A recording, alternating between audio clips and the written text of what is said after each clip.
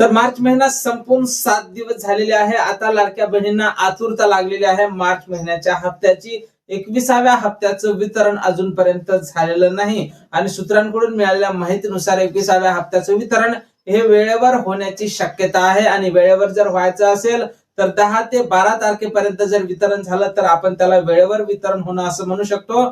तर त्या संदर्भातला GR हा आज उद्या येण्याची शक्यता आहे. कारण 10 ते 12 तारखेला जर वितरण व्हायचं असेल तर त्या संदर्भातला GR हा 6 ते 7 तारखेला यायला पाहिजे. आजची 7 तारीख आहे आणि आज जर GR आला तरच तुमचं वितरण हे 10 ते 12 तारखेपर्यंत होऊ शकते, अन्यथा तुमच्या वितरणाला पुन्हा विलंब होणार आहे. पण आपण अशी आशा करूया की मागच्या जे काही 2-3 हप्ते झाले त्या हप्त्याप्रमाणे या हप्त्याला विलंब होणार नाही आणि यावेळेसचा हप्ता तरी लवकर येईल. आणि या हप्त्यासाठी कोण महिला पात्र असतील तर ज्या महिलांना फेब्रुवारीचा हप्ता मिळाला होता त्या सर्वच महिला या समोरच्या हप्त्यासाठी पात्र असणार आहे. त्याचसोबत ज्या महिलांनी ई-केवायसी दुरुस्ती केली असेल त्या सर्व महिला समोरच्या हप्त्यासाठी पात्र असणार आहे. आणि आशा करूया की आज किंवा उद्या वितरणासंदर्भात काहीतरी सकारात्मक बातमी येईल आणि जशी काही